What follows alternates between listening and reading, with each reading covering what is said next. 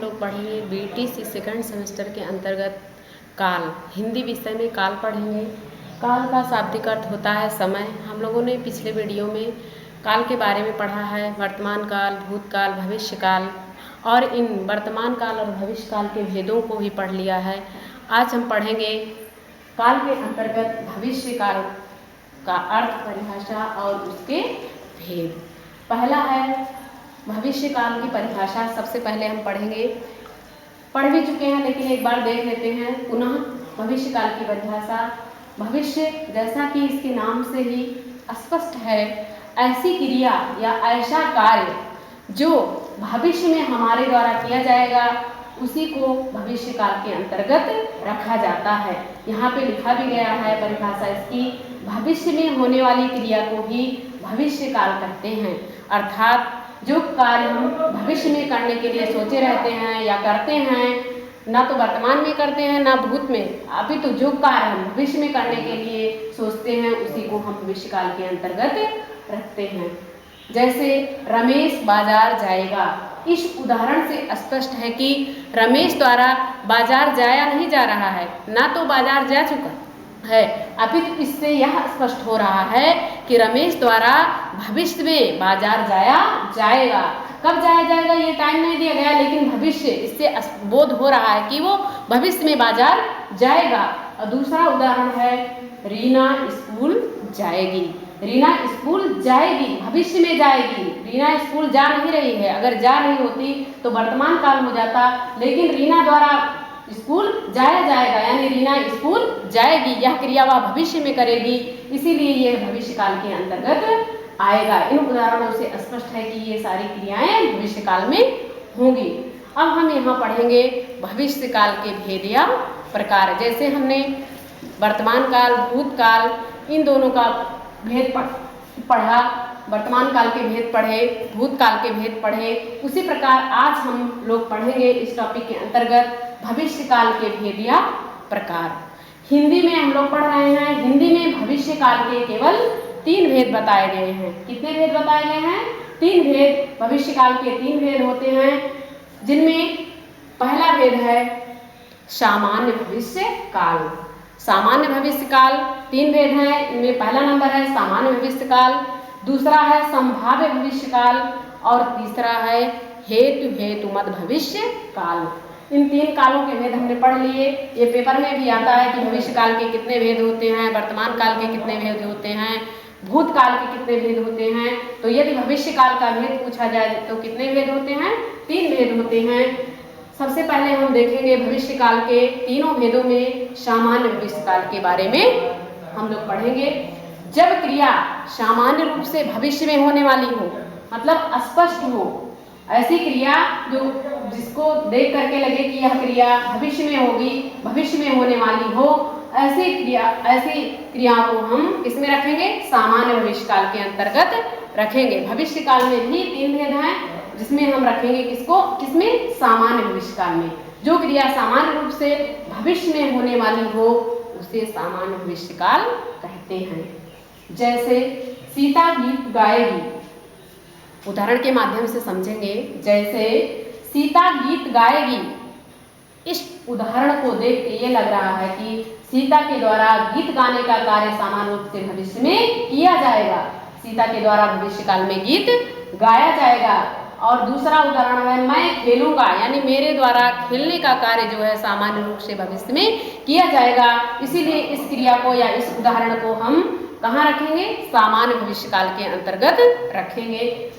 अब दूसरा नंबर हम लोग पढ़ेंगे इसी भविष्य काल के भेद के अंतर्गत। हमारा दूसरा भेद है संभाव्य भविष्य काल।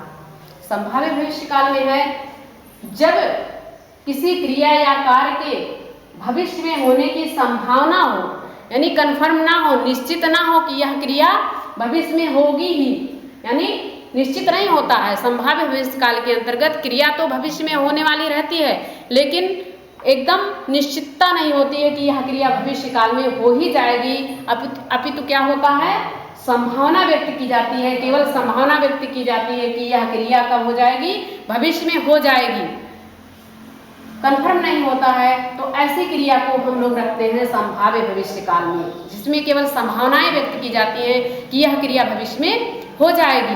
कन्फर्म नहीं होता है, निश्चित नहीं होता है कि यह क्रिया भविष्य में हो जाएगी। ऐसी क्रिया को हम लोग रखते हैं किसके अंतर्गत? संभाव्य भविष्य काल के अंतर्गत, जिसमें केवल भविष्य में क्रिया के होने की संभावना हम लोग व्यक्त करते हैं, उसको हम संभाव्य भविष्य काल के अंतर्गत रखते हैं या पढ़ते हैं। जैसे इसका एक उदाहरण देखेंगे, जैसे शायद रमेश आएगा।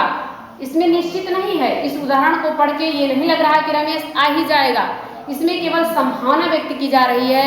शायद रमेश भविष्य में आएगा, शायद रमेश आएगा यानी रमेश आएगा, लेकिन शायद भी लगा दिया गया है। इसमें यह निश्चित नहीं है कि रमेश आएगा ही, अपितु भविष्य में आने की उसकी क्या हो रही है? संभावना व्यक्त की जा रही है। चाहे दूसरा उदाहरण देख लें हम, शायद बारिश होगी, यानी बारिश होगी कि नहीं होगी ये निश्चित नहीं है, शायद होगी, संभावना व्यक्त की जा रही है भविष्य में शायद बारिश हो जाए। अगला नंबर हम देखेंगे, तीसरा उदाहरण, तीसरा भेद देखेंगे, प्रकार देखेंगे इसका भविष्य काल का। हेतु मद भविष्य। हेतु मद भविष्य तीन भेद हैं, सामान्य भविष्य, संभाव्य भविष्य और अंतिम भेद है इसका हेतु मद भविष्य। हेतु मद भविष्य के अंतर्गत हम पढ़ेंगे, यहाँ लिख भी दिया गया है, जब क्रिया का होना यानी जब किसी एक क्रिया का होना या एक कार्य का होना दूसरी क्रिया या कार्य पर निर्भर हो। जब एक क्रिया का होना या एक कार्य का होना दूसरी क्रिया या कार्य पर निर्भर होता है तो उसे हम हेतु मद भविष्य कहते हैं। भविष्य काल के अंतर्गत उसको हम हेतु मद भविष्य काल के अंतर्गत पढ़ते हैं या रखते हैं। जैसे इसका भी उदाहरण के माध्यम से हम लोग समझेंगे। जैसे यदि मोहन आएगा तो सोहन जाएगा। इस उदाहरण को देख करके पढ़ करके ये लग रहा है कि इसमें एक क्रिया यानी मोहन आएगा तभी सोहन जाएगा, सोहन के जाने का कार्य मोहन के आने पर निर्भर है, यानी जाने की क्रिया तभी होगी जब मोहन आएगा, जब आने की क्रिया होगी तभी जाने की क्रिया होगी, यानी जाने की क्रिया आने की क्रिया पर निर्भर है। यदि नहीं आएगा तो सोहन नहीं जाएगा, यदि आएगा तभी जाएगा। इस उदाहरण से स्पष्ट है कि एक क्रिया का होना जाने का काम तभी होगा जब मोहन आएगा, सोहन द्वारा तभी जाया जाएगा जब मोहन आएगा, यानी एक क्रिया का होना दूसरी क्रिया पर निर्भर है यहाँ पर, इसीलिए इसको हम हेतु मद भविष्य के अंतर्गत रखेंगे। एक उदाहरण और भी ऐसे पढ़ लेंगे ओनली, जैसे यदि हम पढ़ेंगे तभी पास होंगे, यानी हम तभी पास होंगे जब हम पढ़ेंगे, यानी पढ़ने की क्रिया जब हम करेंगे तभी पास होने की क्रिया होगी। यदि हम पढ़ाई नहीं करेंगे तो हम लोग पास नहीं होंगे, यानी एक क्रिया का होना दूसरी क्रिया पर निर्भर है। पढ़ने की क्रिया जब करेंगे तभी पास होने की क्रिया होगी, इसीलिए इसको हम किसके अंतर्गत रखेंगे? हेतु मद भविष्य के अंतर्गत, जिसमें एक क्रिया का होना दूसरी क्रिया पर निर्भर होता है। यदि एक पहली क्रिया नहीं की जाएगी तो दूसरी क्रिया होना संभव नहीं है। Thank you classes. अगली नेक्स्ट वीडियो में हम अगले दिन मिलेंगे। Thank you.